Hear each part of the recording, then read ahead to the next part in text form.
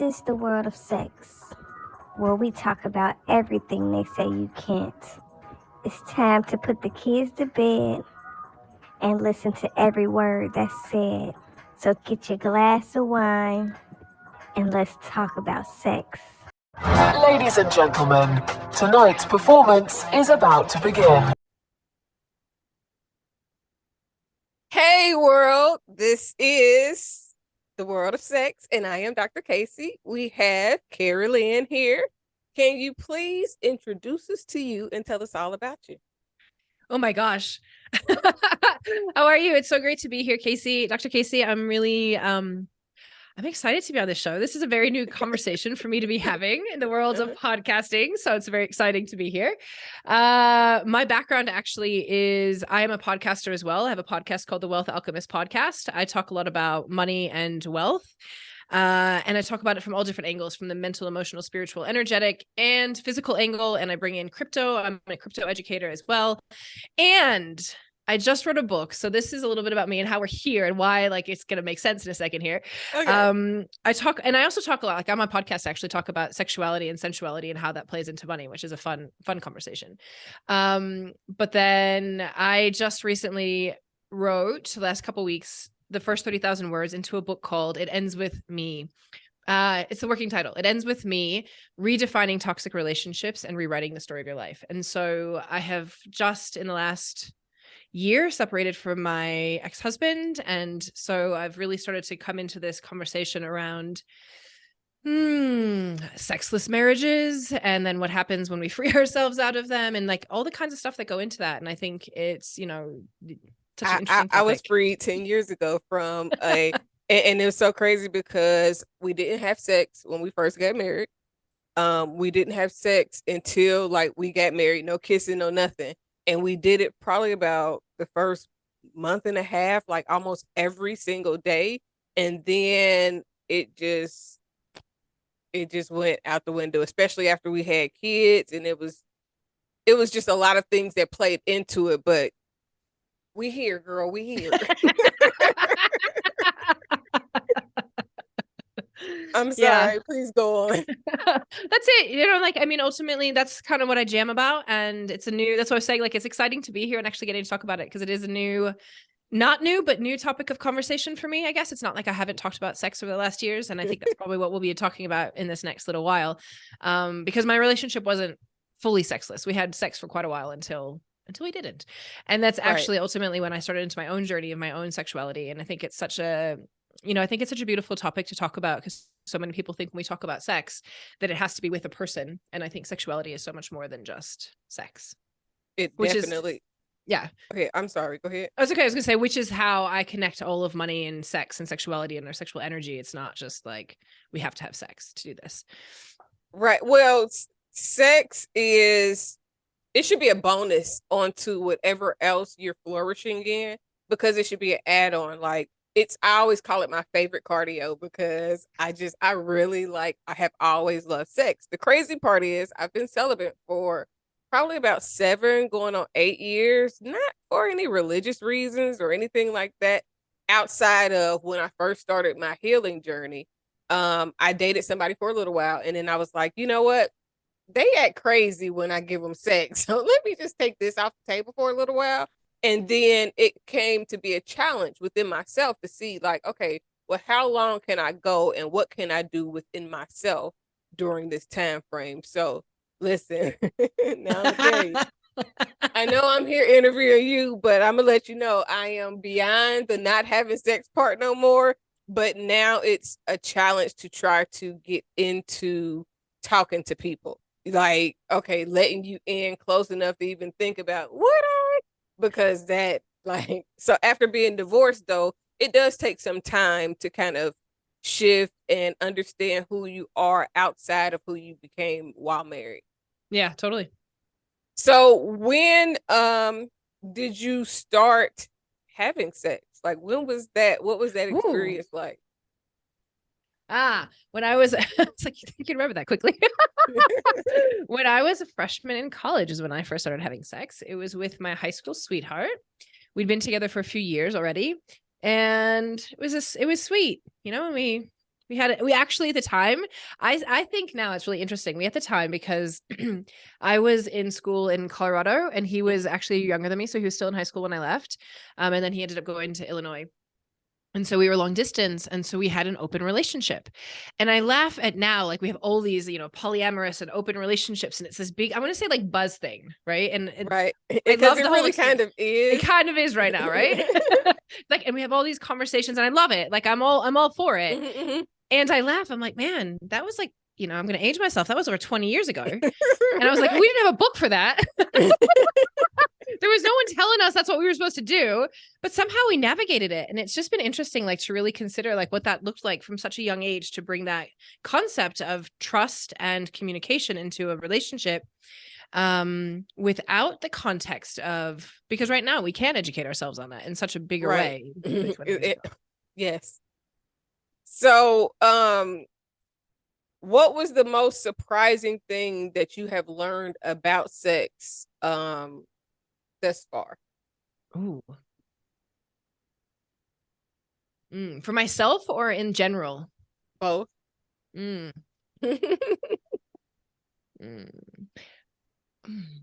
like, okay, I know the second one, the in general, since this whole concept of, leaving my relationship and even while being married, because I was married and in relationship with him, partnership for 17 years. And, you hang around enough married people, the problems of married people. Don't have to talk too hard about that. And I think to me, it's really not surprising, but sad and surprising how much this is true of sexless marriages and how like even if people are having sex, it's like 5 or 10 minute quickies here and there where you can fit them in a day. And like sex really isn't an important thing. And it's actually kind of heartbreaking. And now that I'm coming out of this experience and like wanting, like, all of a sudden I'm like, there's so much pleasure to be had in connection with a human that first of all has nothing to do with sex, that we deny ourselves when we have quick 10-minute jobs or roles. And there's so much more to sexuality than the actual penetration. And so it's really sad to me. And then when we start to look at like the energy of the life force energy and all these things we, like if I were to talk about with money stuff, which is, our life force energy is ultimately what our sexual energy is. And when we shut that down, we deny ourselves so much of our own power. And I think for me, that is like one of the shocking, surprising things of how much we as a society dull this and say it's bad, because of course society wouldn't want us on a macro level to be pleasurable, uplifted, light beings. We were far harder to control if we were all running our sexual energy. And now that there is true, but I think society as a whole would be totally different. Temperament wise, the amount of stress and tension that exists in the realm of it's bad if you're having sex versus educating on what is safe sex first and then making sure that you're making responsible sexual decisions, because if you wouldn't want to have a baby by them, then don't have sex with them, right? Versus just because nowadays people are very careless when it comes to sex, and it's thoughtless, like, if I get aroused, then let's go. And it has to be a little bit more thought to it, because it is really a spiritual experience more than people would like to realize or understand. Let's say that. Yeah, totally. Personally, you know what? One of my personal adventures on sex has been the multiple different types of orgasms a woman can have. Okay. Like different places and finding different spots and how you like different things and the different feelings between different orgasms. That's been a little bit like, I didn't know that when I first started having an orgasm. I was like, oh wait, there's more ways than you can have an orgasm. What are you talking about? So what are your favorite 2 ways to have an orgasm, since you brought it up?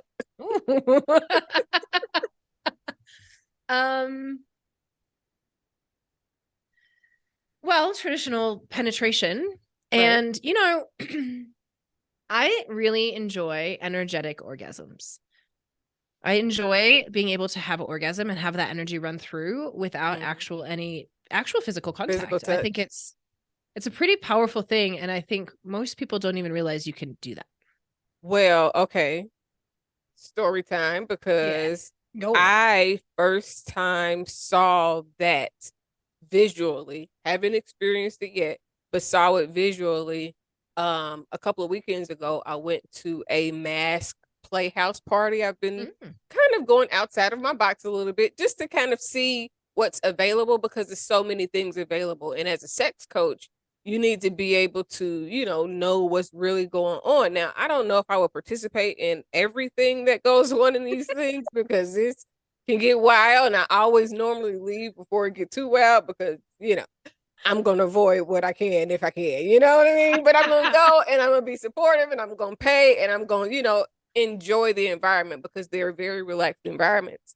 But I saw at least 3 people have energetic orgasms, and it made me decide to go ahead and take that Reiki class that I had been hearing about, because it made the force of energy be real to me versus the ideal of it. Because there's the ideal of things, and then there's the reality of either visually seeing or experiencing something yourself. Like, I've had sex where a guy told me it felt like he was out of his body. So I know what that type of energy force and the concentration and the thought process and intention that goes into that sexual experience. So when it came to sex, that was like, okay, I got this now. Like, all right.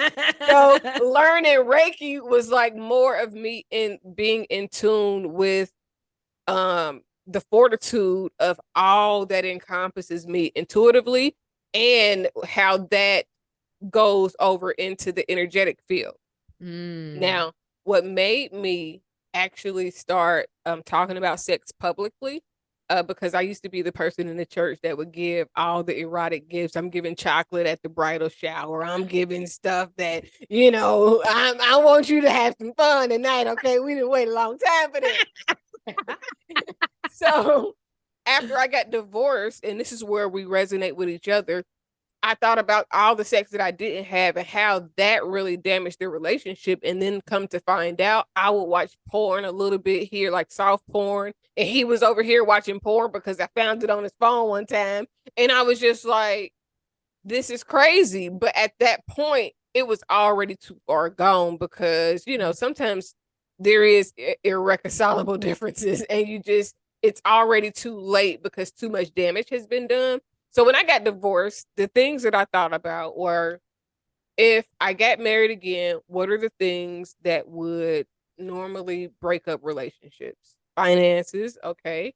And then normally it is either infidelity or some type of sexual problem or mental abuse of some sort. And of course, we're not taking any mental abuse or any type of abuse of any kind. However, when I thought about finances, I'm financially secure. So that's not really a burden to me as it is to others when it comes to finances. But when I thought about sex, I was like, okay, between sex and cheating, I don't know if cheating is enough to leave, but the truth is more important. So that's how I started thinking and understanding and getting introduced to poly, because it was like, okay, because I would rather pick a woman for you to be with and know who that is and know that it ain't no drama between us. It ain't no sneaking and creeping and, sliding, hiding and slide, you know what I'm saying? So Right. I was like, I would prefer that over you cheating, and now I'm insecure because I don't know if you're lying to me. I don't like liars. Like, that's the biggest thing. So if you can be honest to me, that's half the battle.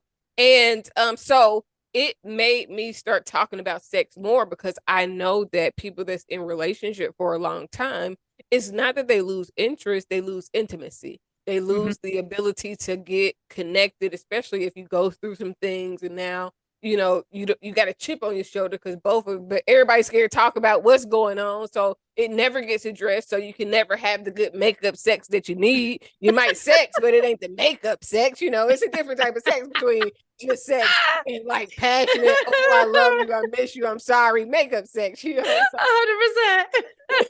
so and it's so funny, because when I think about marriage and family, a lot of people that's never been married don't know the way marriage really functions. They have the ideal of what marriage should be, but there is a difference between the way the ideal of marriage and the way marriage functions.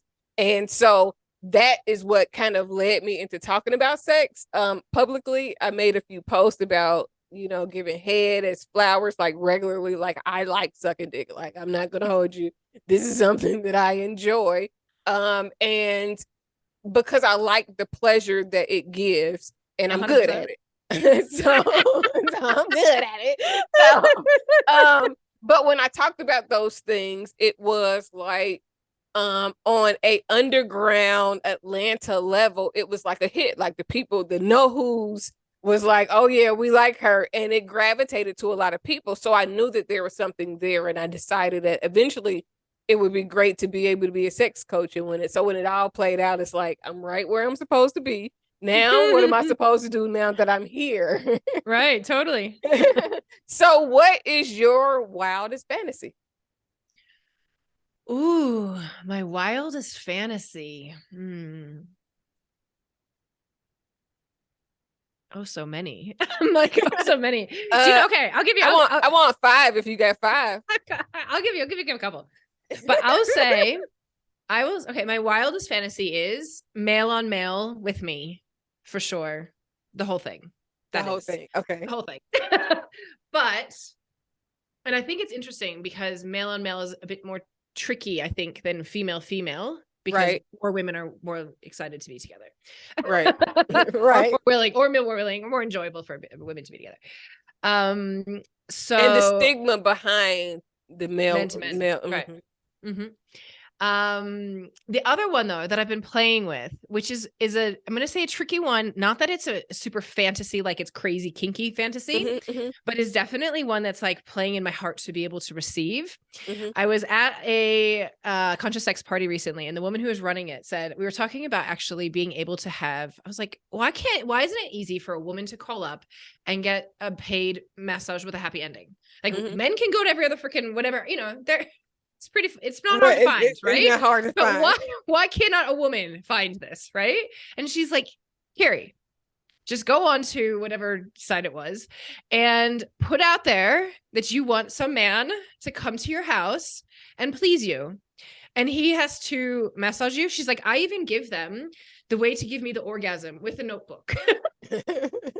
Like, okay, follow directions, you're good. Right, follow directions. I'll tell you how to do it. But she's like, just ask them and put it out there and say that you want someone to come to the house, give you a massage, pleasure you, take you to orgasm, and then leave, and they get nothing back. And I was like, what? I don't understand.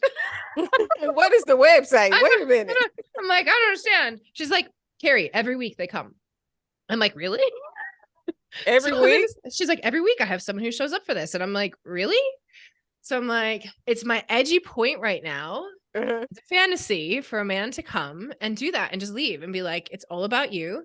I want nothing for that time. Yes. Right. And I'm going to leave. And I was like, and then I was like, and I want breakfast cooked and right. Like, so it's the whole pampering, pampering, but like to allow ourselves. And I think this is the beautiful thing. If we actually look into this, like for me, one of the reasons I love sexual play in this way is we can really challenge our own inner shit. Right. So like, obviously there's something in me that's like, oh my God, am I worthy and deserving to receive some guy showing up and doing that for me? And what about the shame that would come with that? And what about all these things, right? That we then have to unpack in our own lives that are showing up everywhere else too, by the way, right? So if I'm talking about myself with money and wealth, right? Money and sex things, like where am I not allowing myself to receive the money that I want to have to come in because I'm too afraid of whatever? Or am I really worthy of having somebody just shower me with all of that? It's obviously showing up other places, right?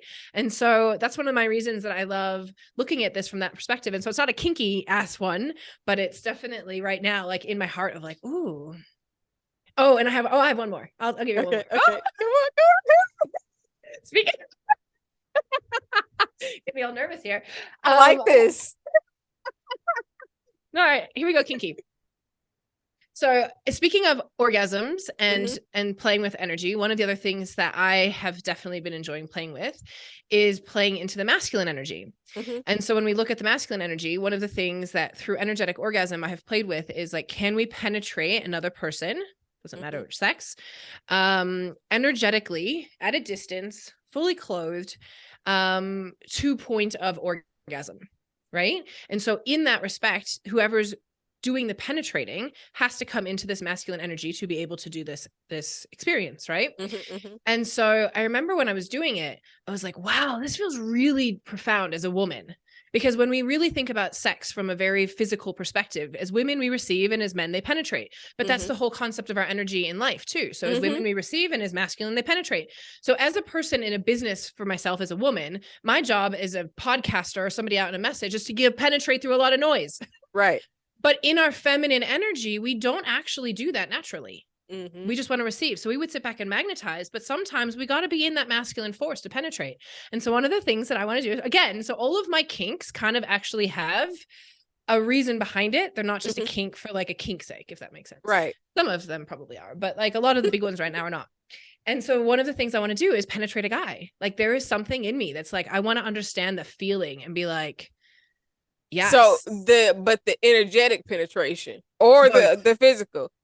So I have a sex Twitter page that I only post sex stuff. Now I don't recommend that anyone ever follows this from their main page if they're worried about people viewing their likes and seeing who they follow, because I respect people's privacy.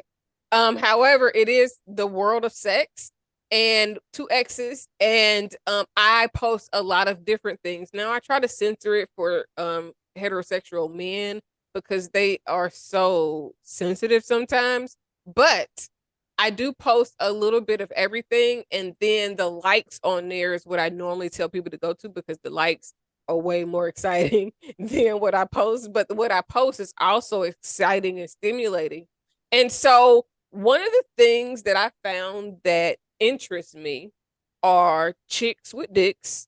That is interesting to me. It's actually kind of like, wow, like this is the whole like this is like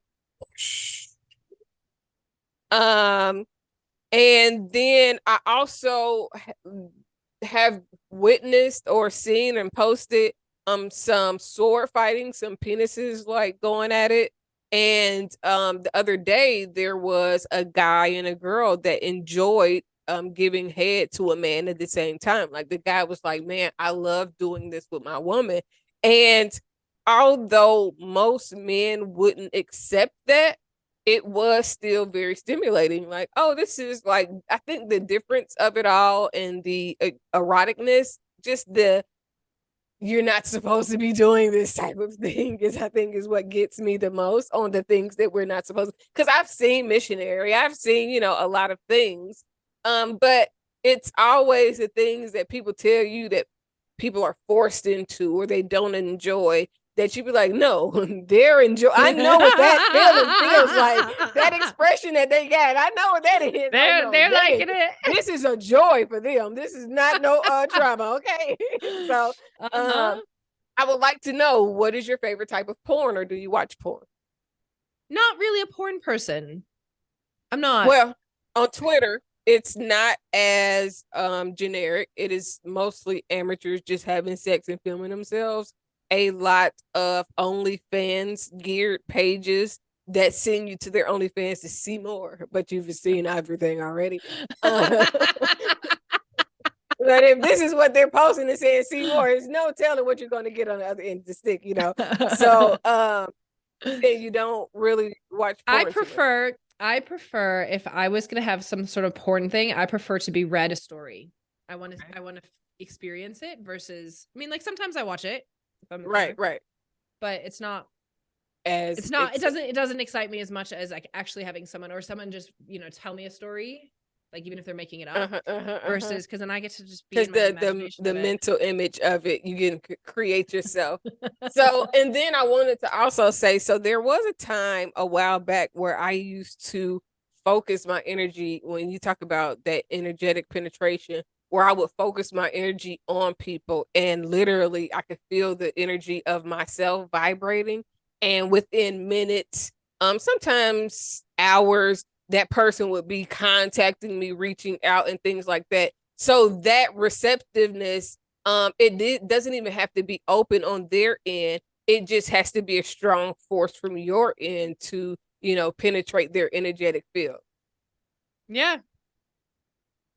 Yeah, but I think as well, I mean, we're all we're all got our feelers up for receiving all the time, right? So what have you learned from your sexual encounters? Like the sex that you've had, what have you learned from it overall, like mentally, spiritually, sexually? I want whatever you was thinking about when your tongue was just swirling. That's what I want. I was like, which part of my life sexual encounters do you want to know about? I like the wild Pizza stuff.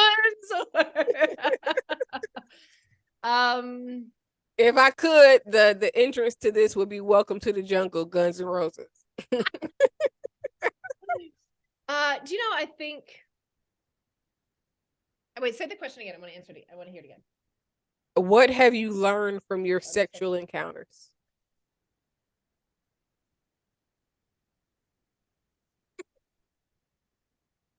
Overall, I'm going to say is like a deep learning that, and I said this to begin with, that actually penetration isn't the. It's like the last pinnacle on the cake, or the pinnacle, you know, like the icing on the cake, right? The bonus. And yeah, it really is like, it's amazing. And there's so much pleasure and joy that can be had beforehand. And it's interesting because like you said something about having a, you know, sabbatical of sex and for years and all these things. And like, as I've been out here recently sharing more about my stories around all these things and sharing my own sexuality, there are so many people who come to me as if like, I have sex all the time. I was like, first of all, I was in a sexless marriage for 3 years, 2.5, Right. 3 years, right? Like, and you're coming to me like, Keri, what about this? I'm like, I'm not having sex, people. And then even now, as I've been out of marriage, I've been with, like, even in those last few months, like I've been with men, but like, or, you know, but it doesn't mean I have sex with them all the time. And I think I often don't actually. And sometimes I do. And it depends. Like, I think that we get to, first of all, like we get to pick that. And I think in dating, what has gotten very frustrating to me is the assumption that just because I took you on a date 2 or date 3, I'm fucking you. Right. And I'm like, yeah, I kind of am. I'm having one of those kind of dilemmas where somebody is calling me to come over like at night, and I'm like, I am not coming over. It fucked me hours. Like, can we chill and then it roll over into that right? time? Because if I come over at that time, what you're expecting probably won't happen, which is how I remain celibate, because I don't put myself in positions where I know that I'm going to be tempted to get some dick. Like, that is my thing. I love it so much, and I can be tempted. Okay, so I don't put. So why do you keep texting me at 11 and 12? Well, not keep. We've talked before then, but he's like at 11 o'clock. He's like, "Hey, come over. Doing? Why don't you come on over?" And I'm thinking like, no, I will not, because I'm not ready yet. And I want like again, if it rolled over like we was kicking it and hanging out, and it just got late and then we just was hanging out, but I'm not coming out at this time. Like, like not coming out the house at that time, because ain't nothing going on at that time. And I ain't going to the club. So no. Right. And I think it's really, it's been interesting. Like, it's been interesting even in the conversations I've had with other men. And I've been like, well, I usually tell a guy that if they want to come and we're going to hang out, I'm like, that's great. And I might do things or we can hang out, but that doesn't mean I'm going to have sex with you, just by the way. Right. And they're like, okay. And then I'm like, no. Like, I actually said that. and I meant it. It was not just one of those things that I said. Right. But on the other side of it, the people who do get it, who do understand that, it's like, it's so beautiful to be in a space where you can roll around for hours in pleasure and actually not have sexual penetration. And I wish that more people completely got this, because I think, again, our world would be a very different place. Because like when you're in those places of actual pleasure, you're not thinking about all the crappy shit that's going on in the world. You're not thinking about all you're so present in your body and so present in the moment that it's not everywhere else. And then we become like far more embodied people and happy people. And we have all the beautiful, happy, high hormones and all these things. And so I think for me, one of the things that has been my greatest lessons is that, first of all, you're worth waiting for. Right.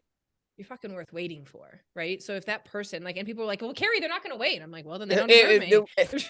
don't That's get me. it. And that's exactly how I feel. That lets me know your true potential, because can you wait until I'm ready to give it to you? Right. Not you asking, you pressuring, you trying to make me feel some type of way, but me just wanting to say, you know what? Yeah, you can have it. Here you go. Take Right. it, please. Yeah, right. Right. And it's like I always say, like, usually it's going to be within the first 1 or 2 dates that someone's going to disappear anyway. And by the time Right. they've done that, they've left. Because if we talk about energy again, penetration, receiving. Mhm. I've said this to men and they don't get this, but like when a man puts his penis into me, I Mhm. actually get that energetic blueprint. And then especially if they're like, their bits there, it's all in there. And you're like, Mhm. woohoo! Right? We feel that. Right. It leaves a mark on your experience.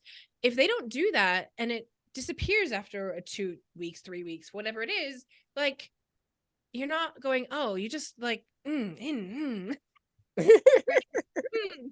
And so you have that, but we have that like ability to be like, and our body speaks to us, right? Like my body won't even want to have you there anyway. It won't necessarily be the most amazing experience for either of us, because my body will be like dry and doesn't want it. Like I try to explain to people often that mentally, if I get turned off, if I lose respect or anything like that, my vagina will shut down.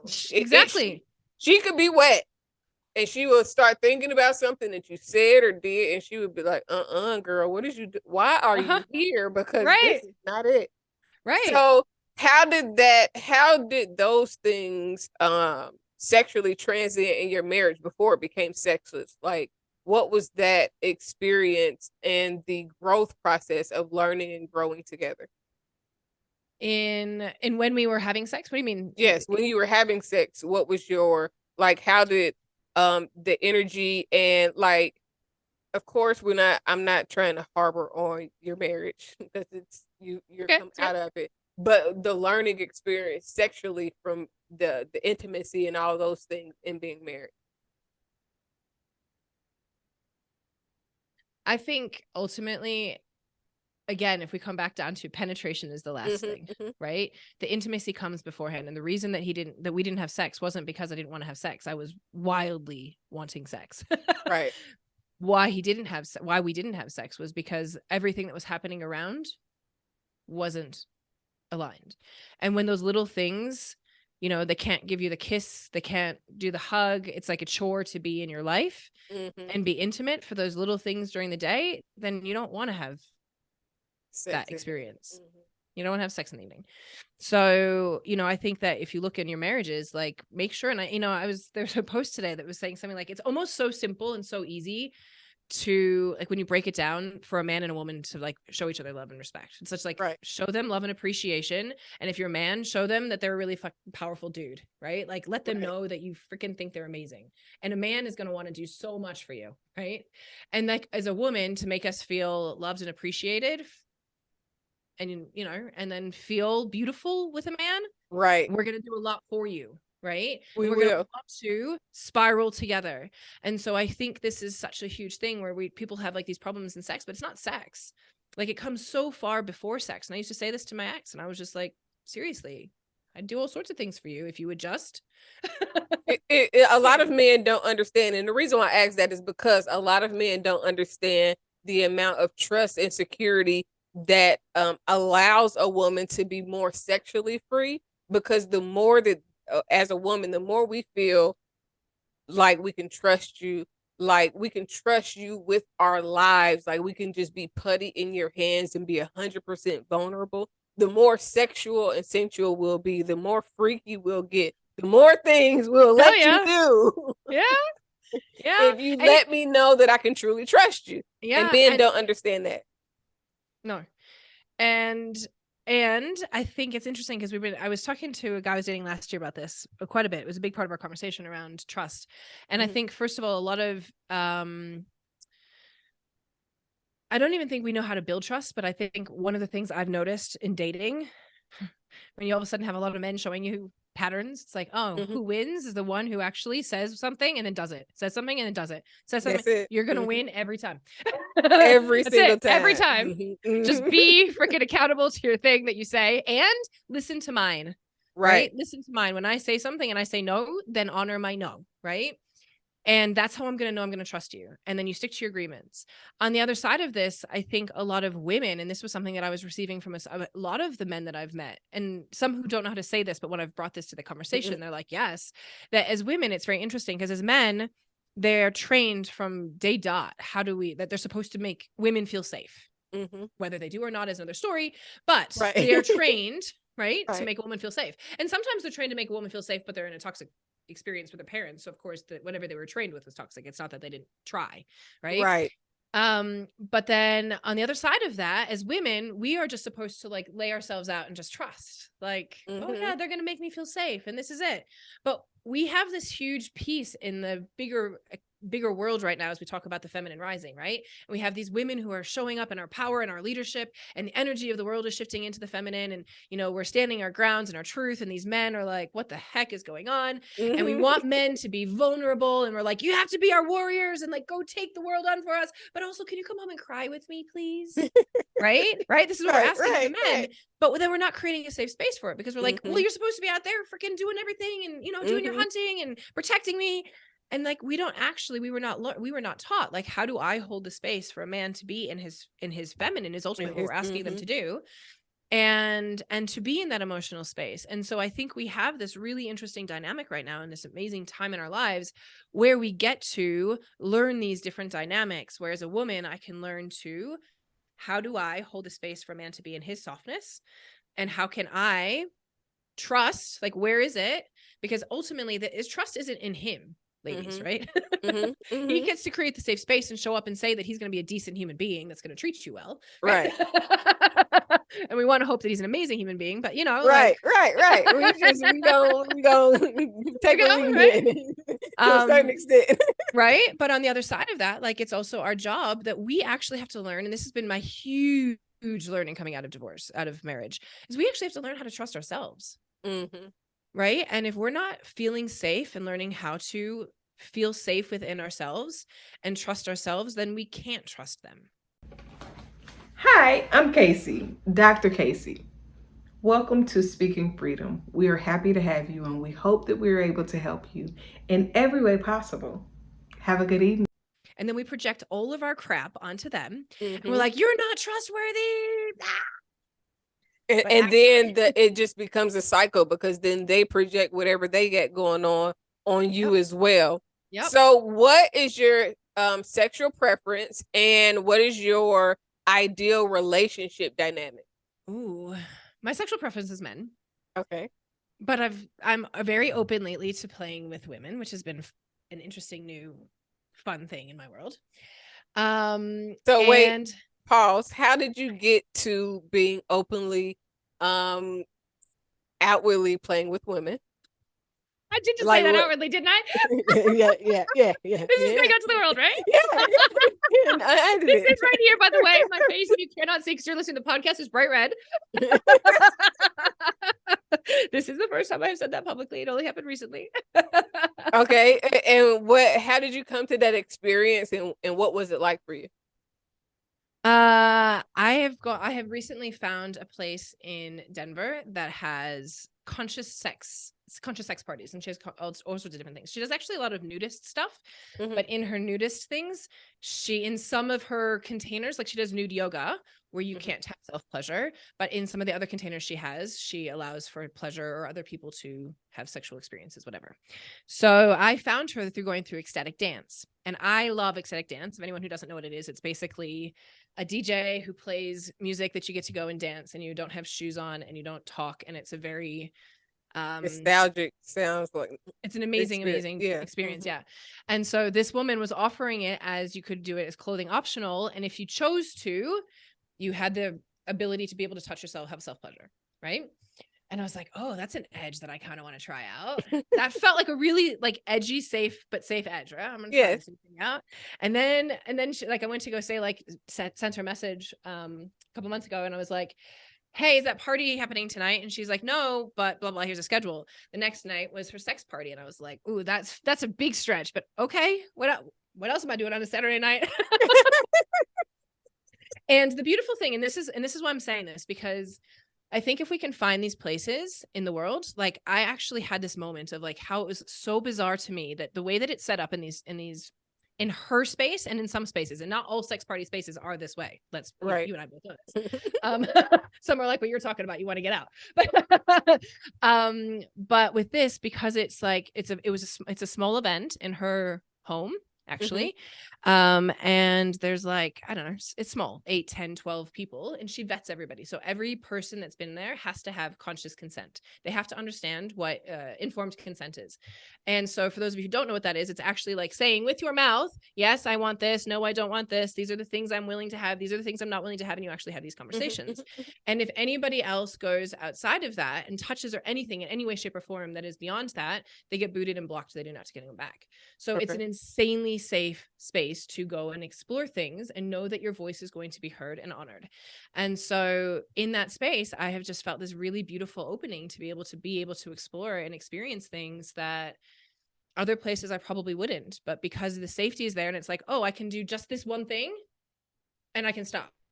And like, it could just be just touching or whatever. Like, it doesn't mean that just because we've come together that I now again have to go and have penetration, or that I have to go in this, or I don't have to kiss you, or maybe I just want to do this. And like, you can just start to explore things. And I think there's such a power in the exploration that goes beyond I'm with somebody to penetrate. Right. So how was that experience for you? It's been delicious. I was there on, what's today? Saturday night was my second party, and we had the most amazing experience of painting each other, like the blue neon light paints. And there was like 3 of us who all just like, oh my God, it was so sensual and so beautiful. And so every time I go, there's just new people, and it's like cuddles and sensuality and connection. And for me, it's been this absolutely healing experience of finally, for the first time, being able to explore this desires within myself without feeling shame. Without shame of body, without shame of sexual orientation, of skin color, of anything, right? The way we look, the age that we are, anything. And it's such freedom. It's such liberation. So I want to be able to, I have trust issues with the part that you said made you feel the safest, of being, okay, you allow it to go one place and then they're going to try to force something else. So when I go to these places, even if I was willing to participate, I have to get comfortable enough to open myself up enough to participate, because at this point, I want to try some things, but I need it to be more of a controlled environment. And some of these places, what I've learned is that some of the women in these places, they have no holds bars. It is nothing off limits, and they want trains and all these other things.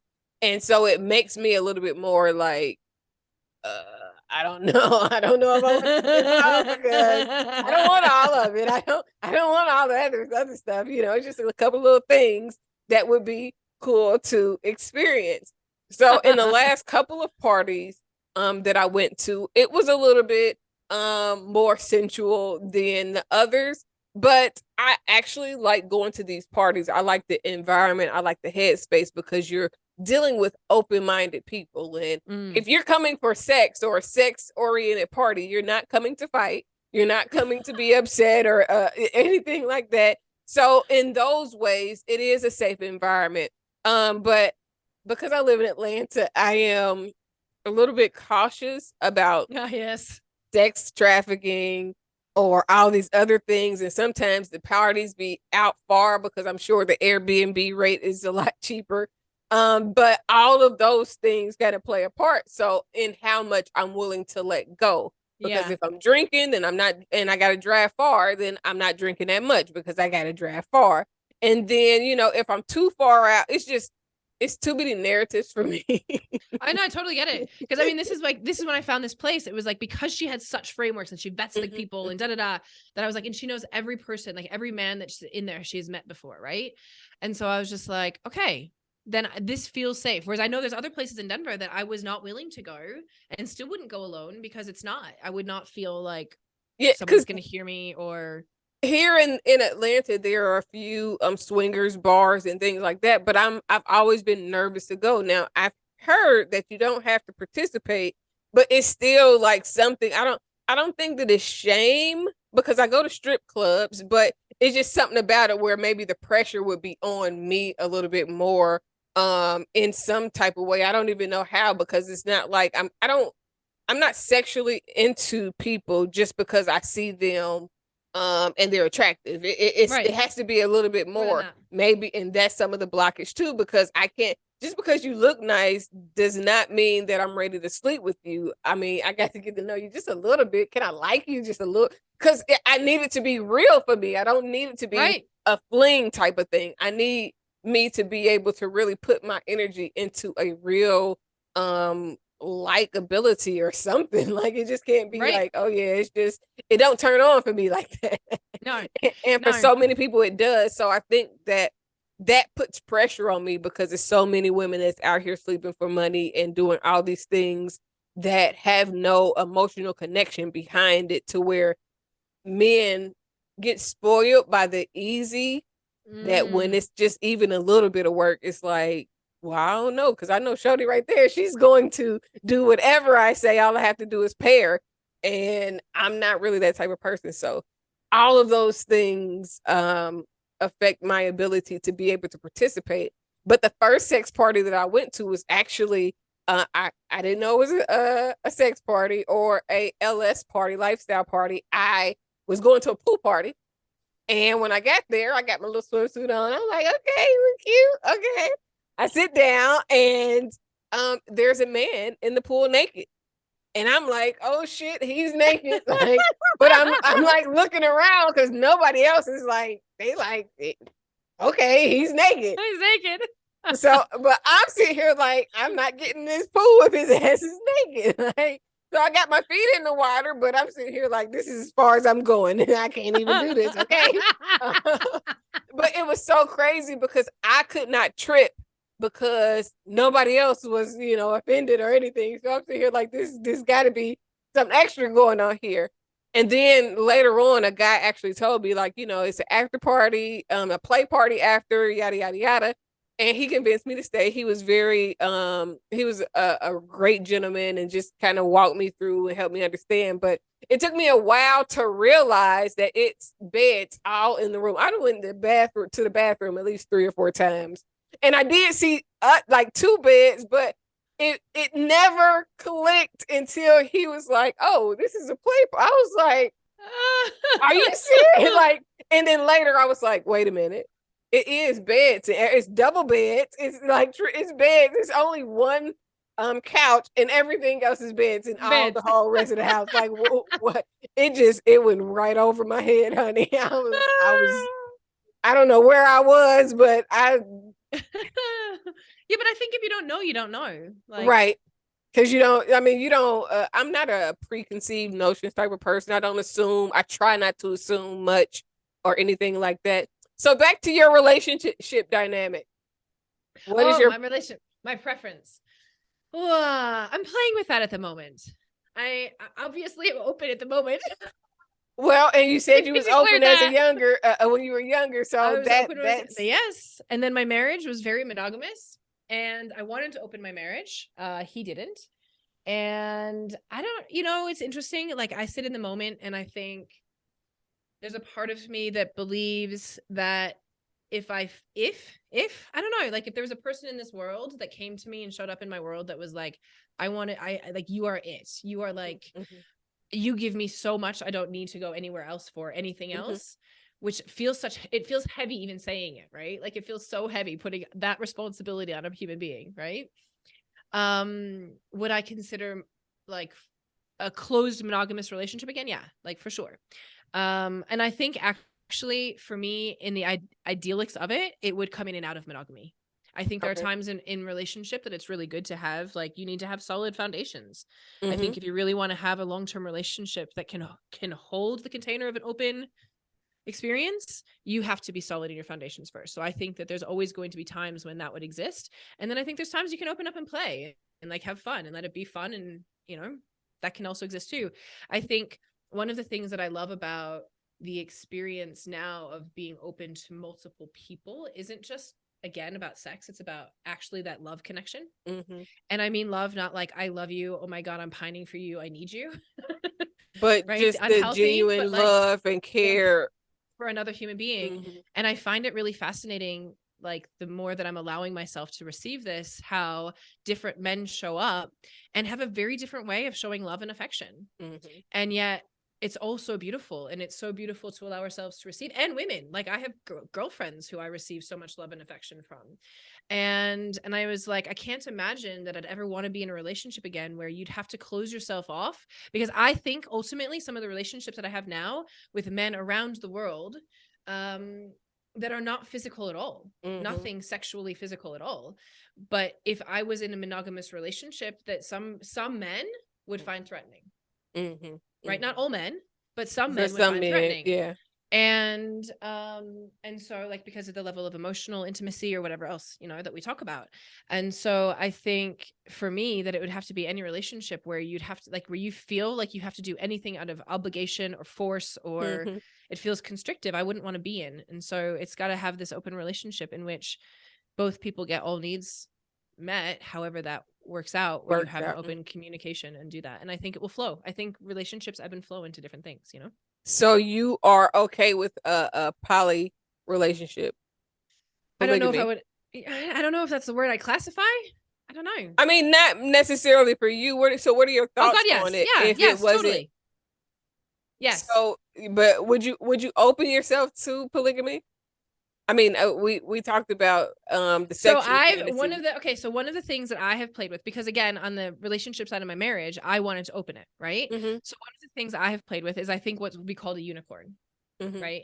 In the poly world, is as a person coming into a relationship that is somebody else's relationship, and nothing I'm going to say nothing has stuck yet in that way, but I've been open to. And the reason that I've been open to doing that is because on the other side of it, I was like, I wanted somebody to be with me. Yes. So why would I then say no and think that you couldn't love me or give me my needs because you're in a marriage or relationship? Right. And so there's been a part of me that's been like, I want to be that person on the other side, because I wanted the other way. So someone had to be my other person. Right. Right. I think some of the decisions in just in life in general that I make are oftentimes based on, I would want this for myself, or would be open for it myself. Because when I think about poly, my mindset is truly, if I was bisexual, I would love to have a husband and a wife. It would be like the world. Right. And there was a time in my life where I wanted to have more children, but I've had a hysterectomy, so I can't. And I would be open for a surrogate. But in my mind, the way my mind works, a surrogate not staying with us after the baby is born just doesn't make sense to me. Because you've carried this baby, even though it's not your baby, this baby is still a part of you, you know, like at the end of the day. So my mindset was, if a person would have contributed to my life in that way, then I would have made myself available to, you know, like, because you're going to be around. And if you're around, eventually we probably going to like each other. And, you know, if that's what you like, then I'm going to lay my life down the way that you've laid yours down to be a part of my family. And I believe that that would be an appropriate give and take situation, to where, you know, like, I may not want to eat no coochie, but if you want to eat my coochie, okay. Like, right. We can cuddle, you know, we can be intimate without me giving you head, because I just want to suck dick. That's all. But I like the ideal of that more than being cheated on. And it's not a fixer for being cheated on, because literally, if that was my relationship dynamic, I would be the center of it all. It wouldn't be her for him. It would be her and him both for me. I mean, I'm it's like I'm selfish, but I'm not. Like, I'm trying to share, but I don't want to share y'all. I want to share myself with y'all. I mean, I think that works. I think it's interesting. I think it's interesting as a family. I think the thing that I really look at with poly, again, is almost like that extension of love. And I think in my own little, I think, fantasy world, if I were to say, like, if it were to work for me, in some ways, there would be a really fascination to me. And I think when you look at like the concept of the polycule, right? And so it's not just one person or one couple and then somebody else. Like there's multiple people that came into this, generally speaking, if you start to get deep into poly, right? And there's this part of me that's like, because like one of the guys that I did date, he was married and had a child. And I was like, you know, I could imagine. And he was like, for them, they had no sex in the relationship. And it was really like, I would have been the primary partner and like where that attention goes. And so it was one of those interesting things that I was just like, why wouldn't you have a family that would come together? Like if your kid needed help, why wouldn't why would come to my house and I'd have my kids and we'd all do this? Oh, your wife is busy and you guys need a babysitter. Right. Sure. You guys go out on a date. I'll have the kids. We'll go out on a date. You have the kids. Like, why? Those are the things that excite me about that type of relationship dynamic, because the more people we have, the more support we have. Exactly. Like we need more support in families these days. And as single women, it's like single women, single men, like why do we have to do it alone when we don't have to? I don't feel like cooking. Well, she can cook. You know, if I don't feel like being bothered with him, go over there. You go there to take care of. She wants you right now.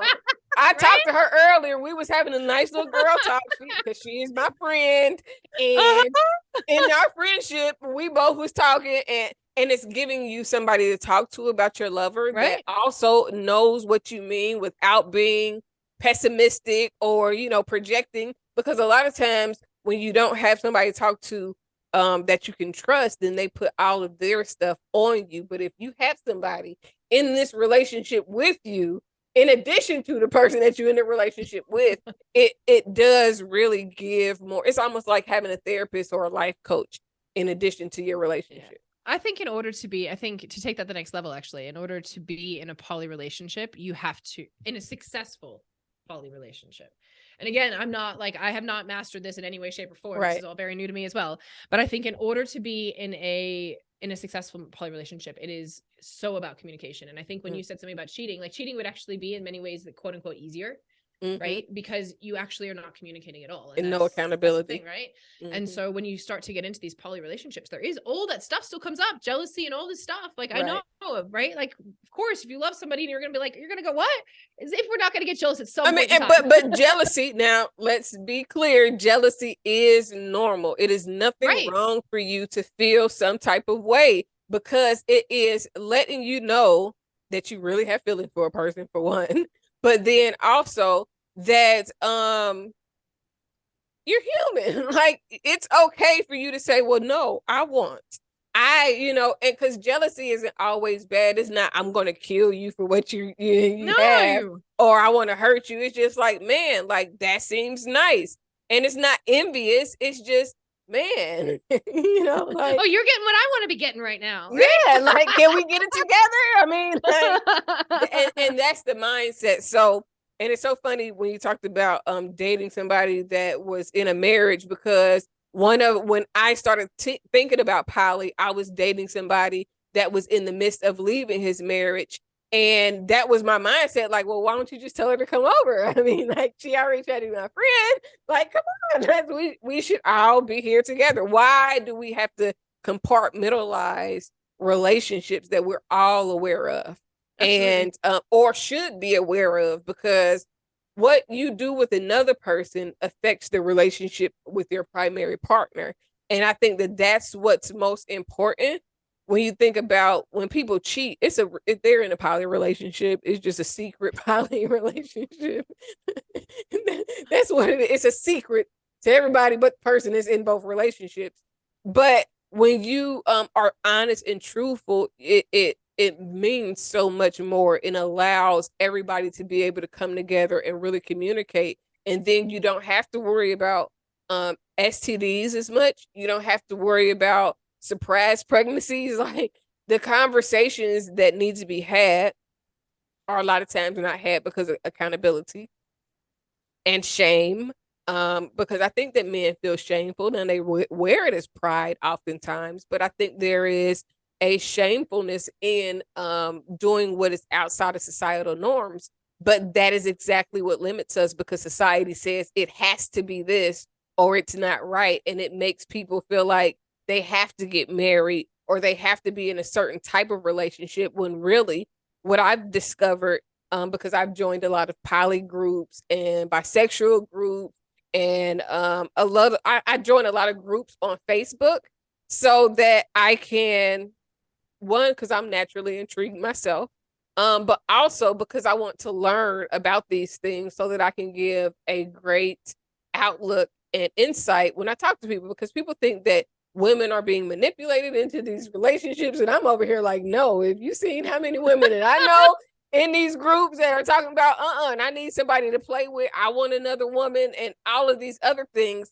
then you would be like, a lot of people would be baffled, to be honest, because a lot of things are not what society teaches you is okay. A lot of people have similar desires, and the problem is you're getting with people that don't often meet your own desires. So now you're trying to change what you want to fit them versus finding somebody that matches what you actually want and need to be fulfilled. Absolutely. So I was going to ask you about swinger parties, but we've clearly went through that. Yeah. So yeah. what has been the most difficult challenge in your sex life?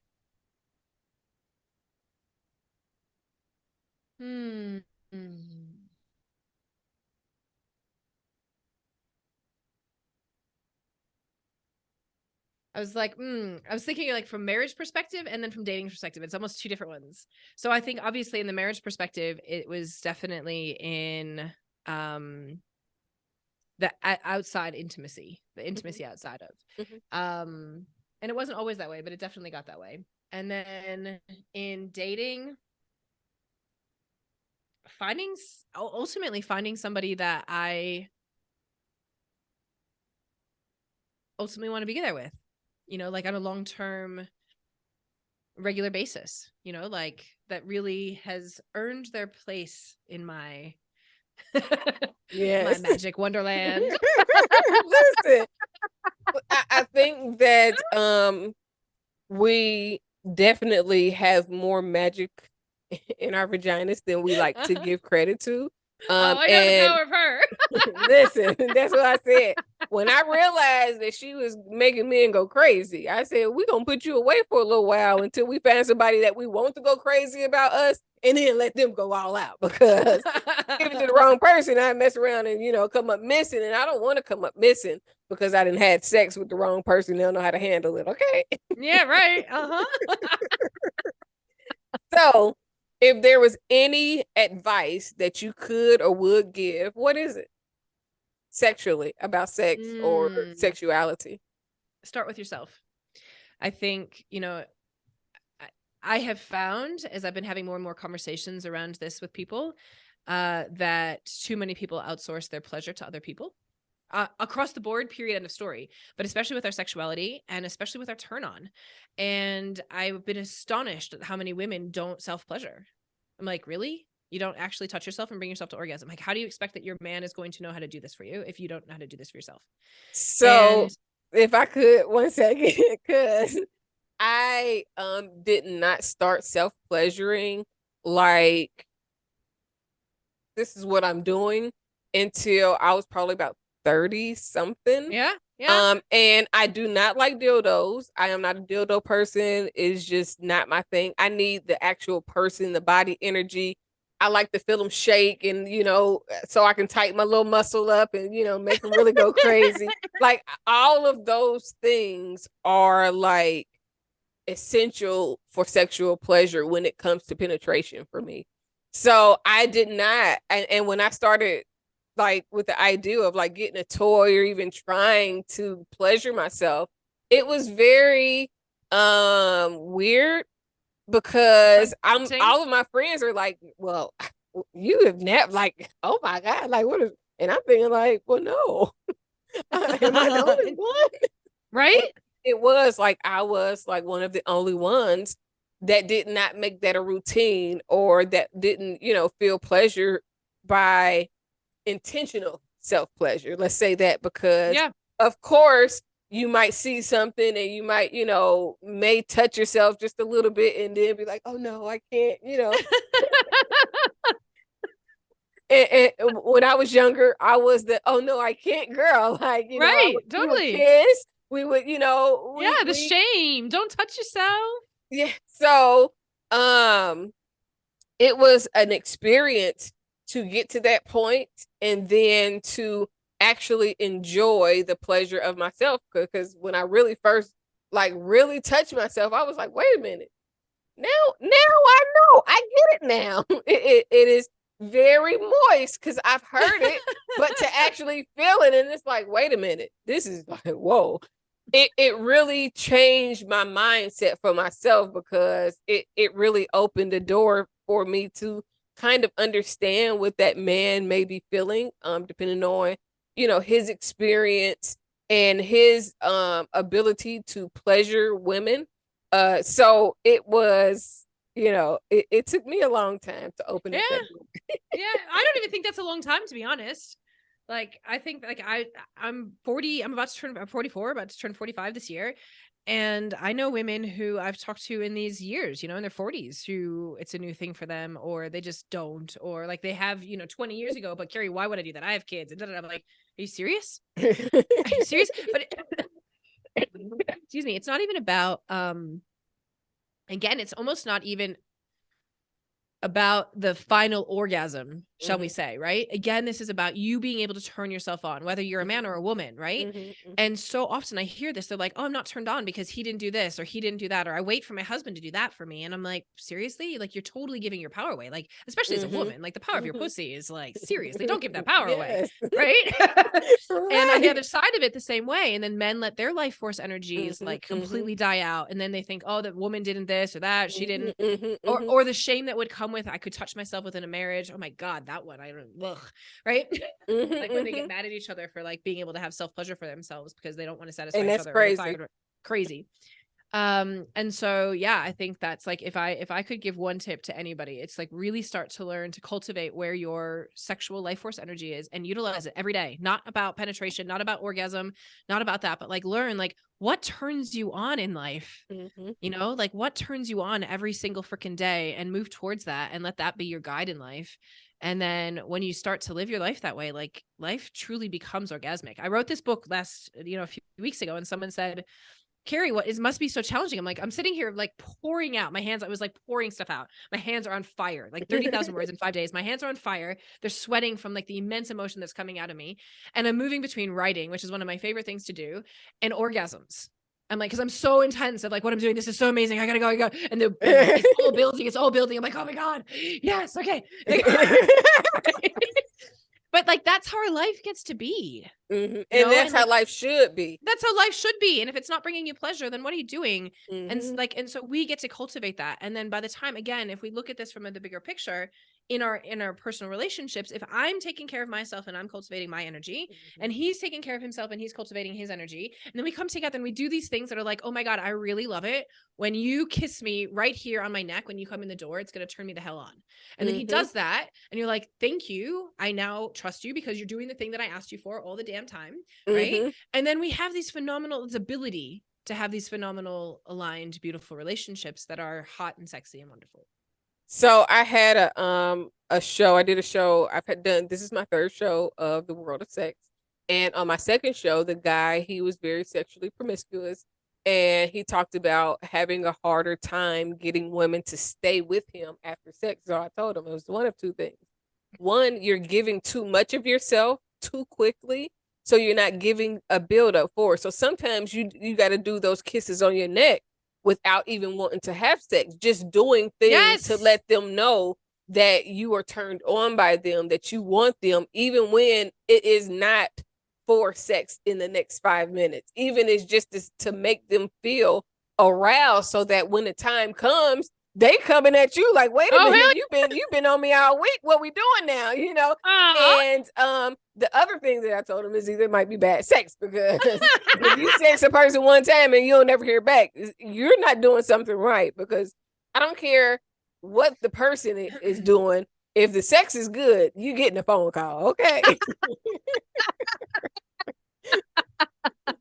So as we wrap up, do you have any questions for me? I want to ask you one. Let's think. I want to know what's your wildest fantasy? My wildest fantasy, man, so it's really not sexual as much, but I'll make it both sensual and sexual. So my wildest fantasy would really just being loved correctly and then being Oh, able to be vulnerable enough to be the yes. freakiest that I've ever been, like to Fuck let yes. him just take me and I just whatever you want to do. That would Yes. literally be my wildest fantasy. However, when it comes to sex, my wildest fantasy would be maybe going to an island, or it don't even have to be an island, just a getaway with me and my man.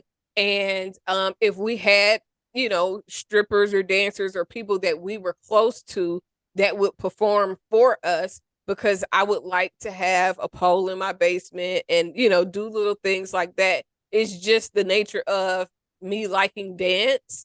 And I learn a lot. Like I go to strip club and I learn a lot. I be coming home and I'm trying to do little dance moves and I'm trying to see, okay, now how can I work that into what I'm doing?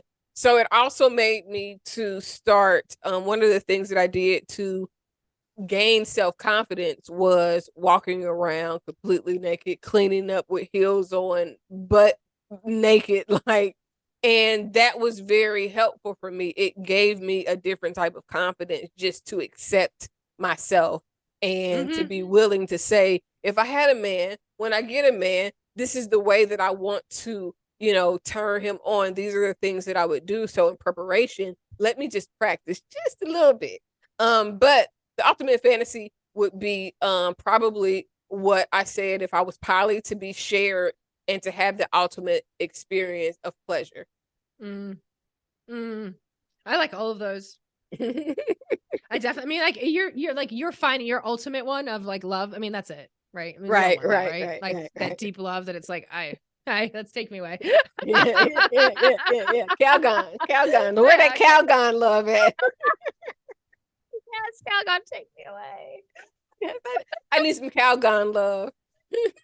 That sounds like a song title. I love that. Oh, so yeah, I really appreciate having you on the show. It was so much fun. I think this is going to be my baby because these type of conversations, one, they definitely need to be had. There's not enough conversation about sex going on. It is so taboo, but it's something that we all think about, we all experience at some point or another, and something that is a part of being human. We all need that sexual pleasure and intimacy. And so to be able to have conversations that can both make us laugh and be mentally explorative, it is really a blessing to have you. I am so happy. Thank you for I having love me. this. Thank you for having me, Dr. Kaci. This has been so amazing. And I like as much as you're thankful of me being here, I definitely still got red in my cheeks, people, by the way, for all the things I've just shared.